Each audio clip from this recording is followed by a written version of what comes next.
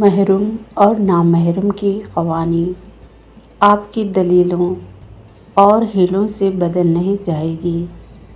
جو غلط ہے وہ غلط ہے۔ آپ جتنا حرام لیں گے اتنا اپنے حلال کو کھوتے جائیں گے۔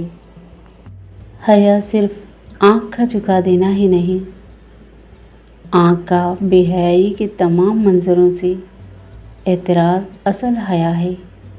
چاہے تصویریں ہو، تمثیلیں ہو یا کاغذ پر چھپی غلیظ تحریر، کوئی فحش گناہ آلودہ یا ناپسندیدہ کام یا بات کرنے کے خیال سے دل میں جھجک اور بے چینی پیدا ہوتی ہے، اسے حیا کہتے ہیں۔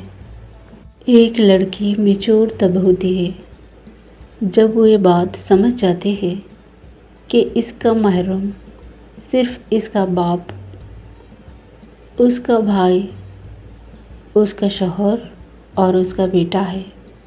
کسی پانچویں انسان کی اس کی زندگی میں جگہ نہیں۔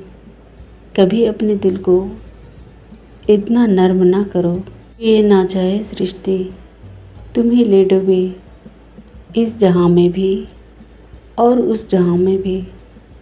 نامحرم کی محبت آپ کی ایمان کی تجارت کا نام ہے، جس میں آپ روز تھوڑا ایمان بیچ کر بدلے میں وہ محبت خریدتے ہیں جس میں نہ عزت ہے اور نہ سکون، کیونکہ سکون صرف محرم کی محبت میں ہے، اور اللہ سے بڑھ کر محرم کوئی اور نہیں۔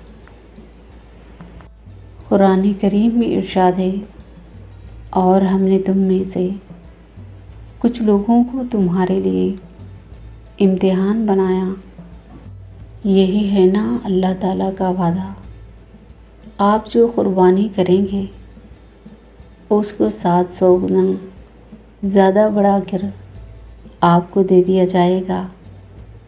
آپ ایک حرام چیز چھوڑیں گے تو اللہ تعالیٰ آپ کو اس سے بہتر لذت اور خوشی حلال چیزوں سے دینا شروع کر دے گا۔ تھوڑا سا انتظار کرنا ہوتا ہے بس۔ رسول اللہ صلی اللہ علیہ وسلم نے فرمایا، حیا ایمان سے ہے اور ایمان کا بدلہ جنت ہے، اور فحش گوئی جفا یعنی ظلم زیادتی ہے، اور جفا ظلم زیادتی کا بدلہ جہنم ہے۔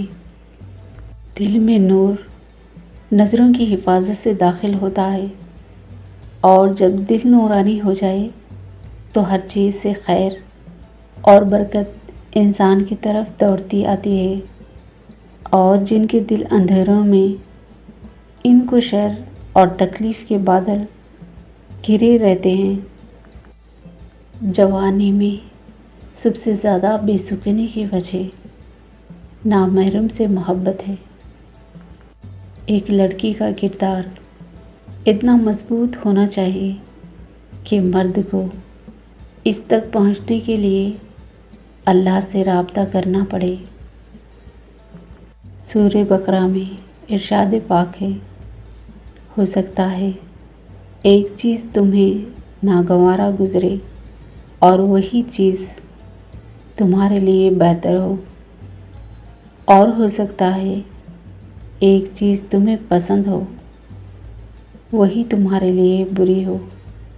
بے شک اللہ جانتا ہے، تم نہیں جانتے۔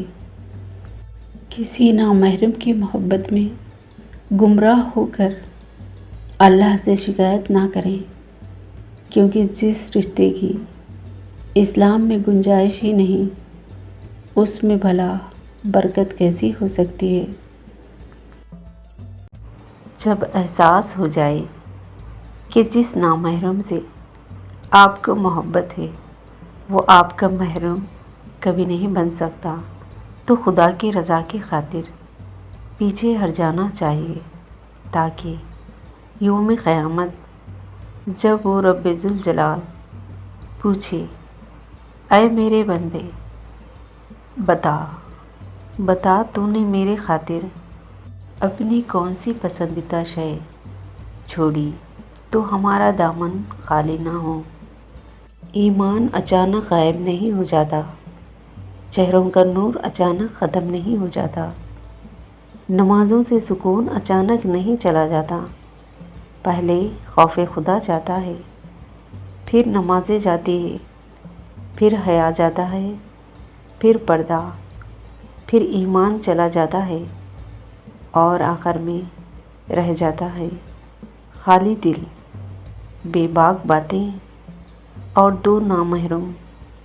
بعض دفعہ واقعی کسی نامحرم سے محبت ہو جاتی ہے، ہاں اللہ بھی کروا دیتا ہے، لیکن اس کی اپنی مصلحتیں ہوتی ہیں۔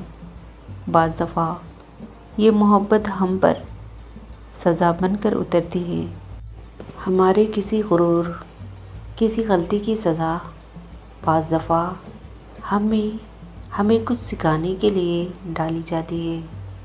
میں سمجھتی تھی اللہ دل میں نامحرم کی محبت نہیں ڈالتا، مگر پھر مجھے پتہ چلا بعض دفعہ یہ واقعی ہمارے دل میں ڈالی جاتی ہے، کبھی اپنی ذات کا غرور توڑنے کے لیے، تو کبھی کسی اور مصلحت کے تحت۔ مگر اس سارے قصے میں انسان سیکھ بہت کچھ لیتا ہے، خاص طور پر اللہ کے قریب ہو جاتا ہے، اسے پہچاننے لگتا ہے۔ اور یہ سچ ہے، بعض دفعہ محبت ہمارے کسی گناہ کی سزا بھی ہوتی ہے۔